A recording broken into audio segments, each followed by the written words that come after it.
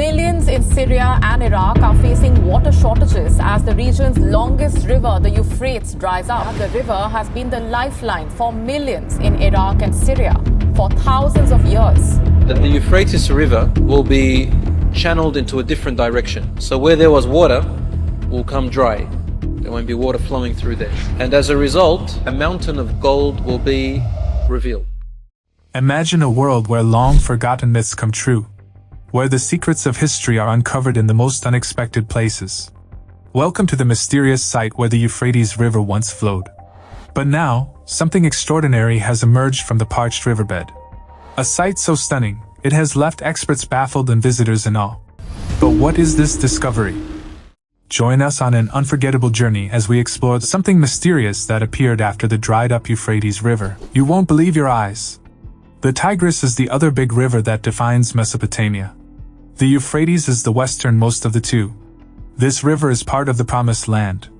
The name Euphrates may have come from the Old Persian word Ufratu or from the Avestan word hu-perethuua, which means good to cross. Some people also think that the name Euphrates might come from the Kurdish language. In Kurdish, wide is fere, flowing water is re, and flowing is hat. So, wide flowing water is fererehat. Ferat, which is a modern Kurdish name, may be a shortened version of a longer name. But the Indo-European origin of the name is called into question by the fact that the Sumerian and Akkadian names for the Euphrates are Buranun and Pu-rat-tu, respectively, and that Buranun is mentioned in an inscription about King Gudea. It seems likely then that the Old Persian name came from the river's name before it was called Iran. The Euphrates River brought water to Sumer, where the first civilization grew around 3000 BC. Mari, Sippar, Nippur, Shuruppak, Uruk, Uar, and Eridu were all important ancient cities on or near the river. The length of the river is about 1,730 miles.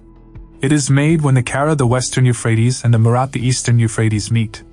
The Kara comes from the Armenian highlands in what is now eastern Turkey, north of Erzurum, and the Murat comes from an area southwest of Mount Ararat and north of Lake Van.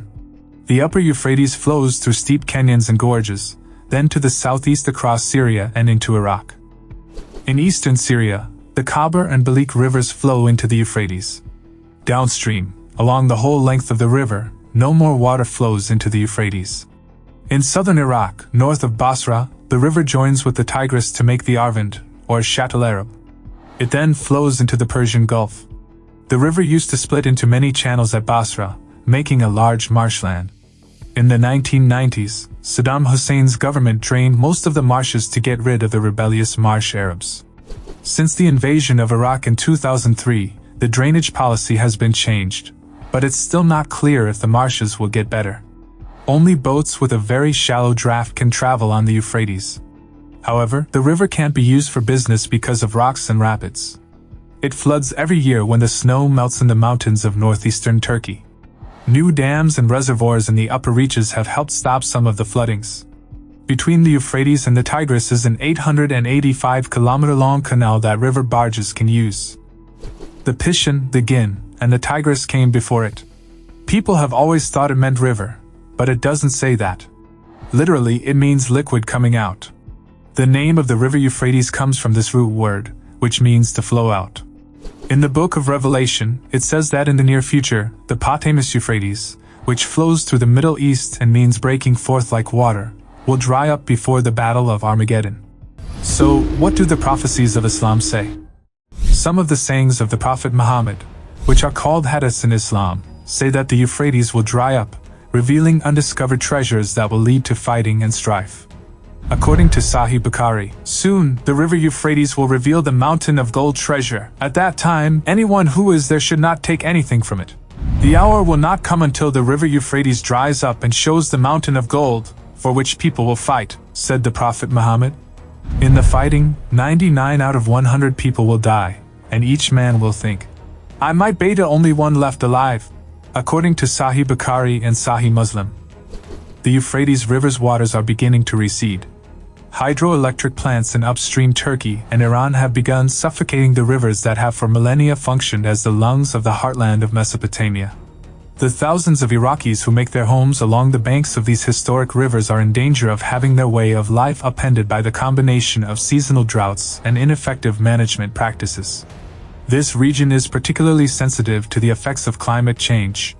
According to research, precipitation in Iraq will decline by 15 to 20% this century, which would result in a reduction of up to 73% in the volume of water found in the Tigris and Euphrates rivers. Because of the decline in water levels, salty tides from the Persian Gulf are making their way into river deltas, where they are contaminating fields of barley and wheat and killing cattle. The farmers are seeing their means of subsistence disappear.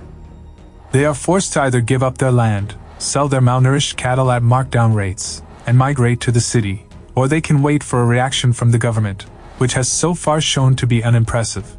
The challenges on the periphery are consistently ignored as a result of the acrimonious political conflicts taking place in Baghdad. It is difficult to obtain accurate data regarding the displacement because many newcomers to cities choose to remain anonymous. Yet, reports from the ground find that new social tensions are rising up between city locals and rural transplants. It may take some time for newcomers to become acclimated to this reality, which is that their jobs are typically transient, consisting of either driving a truck or working in the construction industry, and are sometimes insufficient to meet their requirements. The locals of Basra feel that the newcomers are a burden on public resources and that they bring with them criminal activity and customs that are incompatible with their own. There are no indications that the refugee situation will abate anytime soon. It is estimated that 85 miles of the river bank are now practically barren due to the gradual ascent in salinity that is occurring further north from the Gulf of Mexico. And despite the fact that the problem in southern Iraq is very severe at the moment, climate experts are warning that the crisis is only a signal of what is to come in the future. Aid organizations estimate that within the next months, 12 million people in Iraq and Syria will no longer have access to food. An even more severe refugee catastrophe is brewing in Egypt, which has a population that is approximately 2.5 times as large as that of Iraq. On a significant tributary that flows into the Nile, the neighboring countries of Ethiopia and Sudan are finishing up the construction of a huge hydroelectric project. And if the findings of an Egyptian scientific survey are to be believed, the project could lead to the destruction of 75% of Egypt's fish farms, which would result in the relocation of approximately 30 million people, making it the largest refugee crisis in the history of the world. While wars and elections dominate the news cycle, our global economy is becoming more reliant on fossil fuels like oil and natural gas, and the window of opportunity to turn things around is rapidly closing. Even while it may begin as a drought, there can be no doubt that one of the knock-on effects of climate change will be widespread disruption to social and cultural norms. An early stage of this climate-induced instability can be seen in Iraq's troubled social fabric. When it comes down to it, though, those who are in a dire situation will do whatever it takes to provide for their loved ones. Hence, it is possible that the riverbanks that saw the beginning of civilization 8,000 years ago are today indicating the beginning stages of a collapse.